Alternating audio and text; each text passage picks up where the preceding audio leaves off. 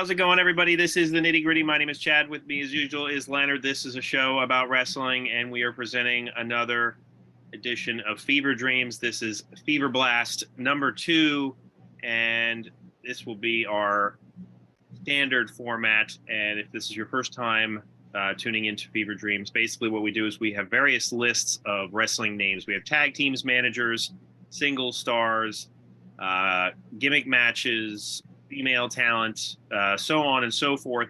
We put those into random name generators, and Leonard and I have assembled a makeshift card based on singles matches, triple threats, fatal four-ways, whatever you think. We have probably tried it, and whatever names pop up, Leonard and I debate who we think would win. Now, if this is your first time tuning in, we have been doing this for a while. So currently, we have a random list of belts, and our Smoky Mountain U.S. Junior Heavyweight Champion is El Dandy, and our FDW Fever Dream Wrestling Women's Champion is Awesome Kong. Our tag team champions are the Mega Powers Foundation, and our FDW Galaxy Champion is Bruno Sammartino. And Leonard, are you ready to get started? I am. You know, we have been doing this so long, and we have such long-running storylines that we pretty much had every match for this one figured out from what happened on our last show. And we're actually not going to be generating a whole lot, but I still think this is going to be an excellent addition. Absolutely. And so our first match is one where we're not really generating random names because it's a match that Leonard and I talked about. Well, this one was Leonard's request. I think this is the one I wanted. Yes. Yeah, and he wanted to see Tim Storm, who many of you might be familiar with from NWA Power, the current NWA, Billy Corgan associated with it, versus Sergeant Slaughter. And we are attaching managers and a gimmick to this, Leonard. So, Leonard, what gimmick have you drawn? I wanted tuxedo match, but I got last ride. So this is an Undertaker specific gimmick where the goal is to put your opponent inside of a hearse parked in the arena and then drive that hearse out of the arena. So it's a last ride match. Okay. All right. Well, Leonard, the managers that we have here are Sensational Sherry and Teddy Long. Okay, who gets who? I would assume Sherry would go with Slaughter. Yes, Teddy Long's with Tim Storm. You know, I like Tim Storm a lot. He's a big, tough guy. He doesn't get his due because he was the NWA World Heavyweight Champion at one of its nadirs. But in a match like this, you got to, if this is in his prime Sergeant Slaughter, you go back and look at some of the boot camp matches he had with like Iron Sheik and Pat Patterson in the early 80s. And the fact that I think that Sherry is a more effectual manager than, say, Teddy Long. And Teddy Long's great, but he's more of like that executive assistant Paul Heyman mold than he is someone that's going to get down and dirty, which a manager could in this type of match. Right. So I like Slaughter and Sherry to win. Yeah, I agree. I think that Sherry is certainly the better manager, and and to be honest, as good as Tim Storm is, and he is good and he is underrated, as you said. I think Slaughter is just a little bit better here, and we're more familiar with him in some of those bloody brawls, and one would assume a last ride match would include some color, as they say. So yeah, I can certainly see Slaughter winning this, and since it is a last ride match, perhaps he's in league with the Undertaker. I could see that as well. Kind of like when what Boss Man was part of the corporate ministry. Yeah, maybe Slaughter comes out all in black. Yeah, it's Slaughter's outfit that's all black. That's a cool look. I would love to see Sergeant Slaughter associated with the Undertaker and the corporate ministry. All right. Well, We got to work that in somehow. If the corporate ministry ever pops up, or if we ever do anything, next time we do something with the Undertaker, we got to work Slaughter being an ally into that. absolutely. All right. So our next match is also also one that stems from things that happened in our last Fever Dreams episode, and that would be Awesome Kong versus Bianca Belair, straight up one-on-one match for the FDW Women's Championship. Leonard, who do you got here? If I remember right, I think the last time it was either a triple threat or a four-way, and you and I differed. I think I took Kong and you took Belair, if I remember correctly. Well, actually, Belair was in a fatal four-way that didn't involve Awesome Kong. Awesome Kong was in a triple threat match with Sherry and I forget the other person, but Awesome Kong was clearly the winner. And I think there was a gimmick attached to this. Oh, it was a graveyard match. It was a graveyard match, and Awesome Kong was the clear victor based on sheer size and strength. And Bianca Belair won the number one contender match. Okay, I misremembered that then. But yeah. So straight up 1-1 in the ring. Kong of course has the size and strength advantage, I think, here, and she's a big woman that can move. And Belair, of course, I think is faster, more agile. I think she is deceptively strong, but she's not stronger than Awesome Kong. This is I think going to be a really good bout. I think it's going to be one of those like David and Goliath type of matches, even though Belair's not necessarily that small, but small compared to Kong.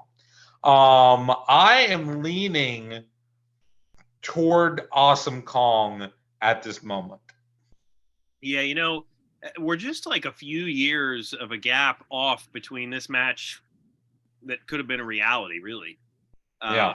I don't know how often Kong works anymore these days, but Bianca Belair is certainly still at the top of her game. And I think that with as many top women that Bianca Belair has worked with, like, she hasn't really faced somebody like Awesome Kong. Now, having said that, I realize that Bianca Belair has had matches with Dewdrop, as she was named, who's also a bigger girl with a lot of strength. But Awesome Kong was, I think in a little bit of a different league.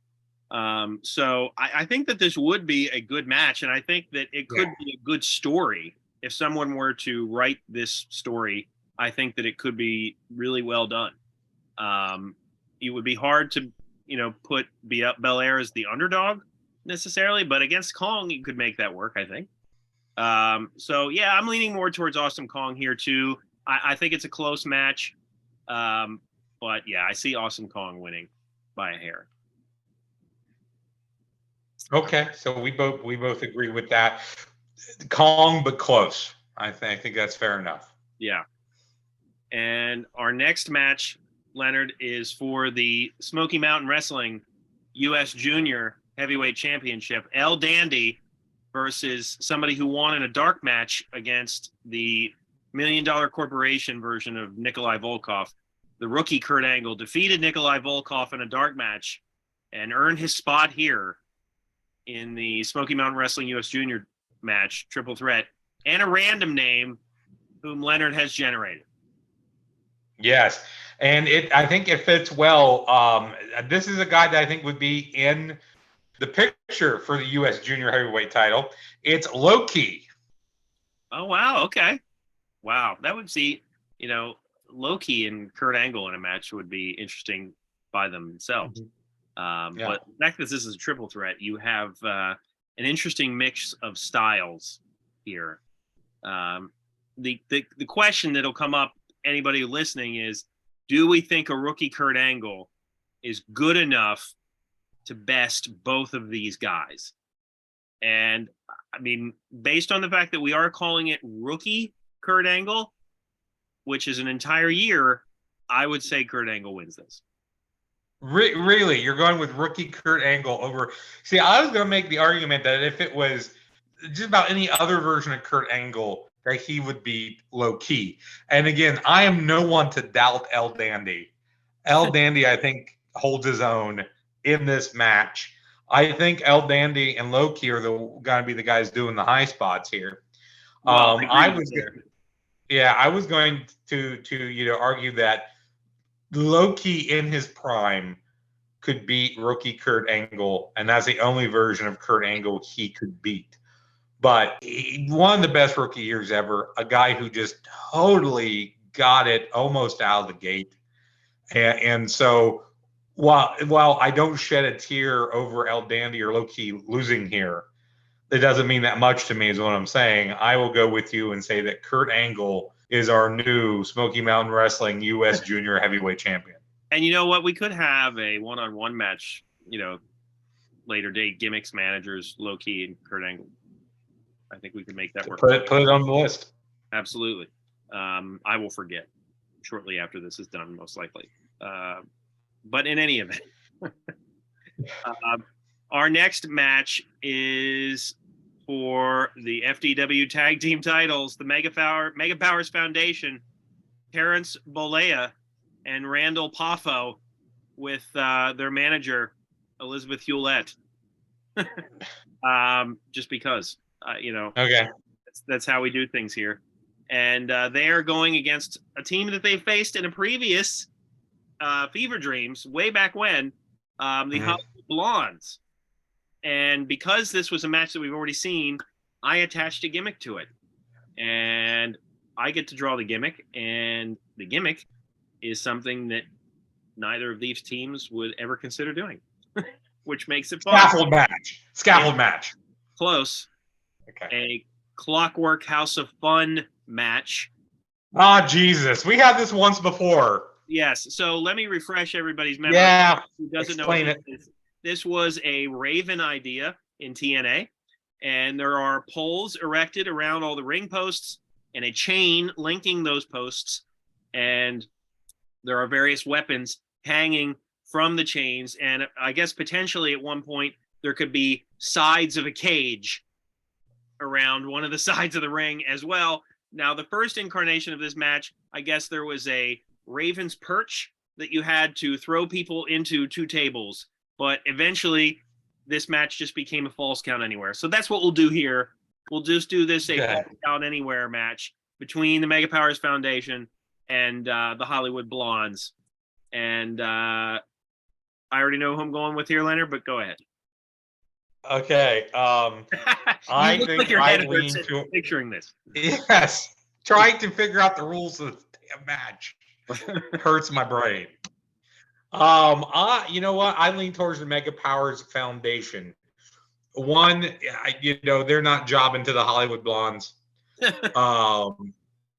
Two, I think the fact that this is a brawl probably lends itself more toward Hogan and Savage than it would to Austin and Pillman, a straight up match or something like a submission match, something like that.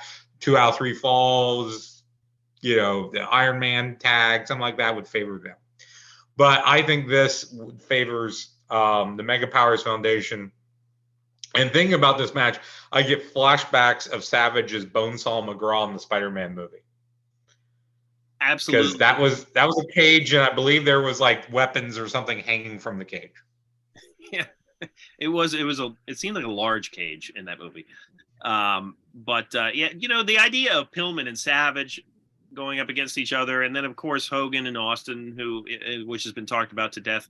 But these versions of those guys would be interesting to see, I think. And I do think that the Mega Powers Foundation would win this, though, not only because they wouldn't job, but I think that history has proven that both of these teams will do what they have to win, but Hogan and Savage are going to go that extra mile.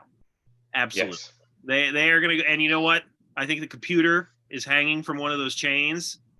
And, I think they have to use the computer as a weapon. What do you think?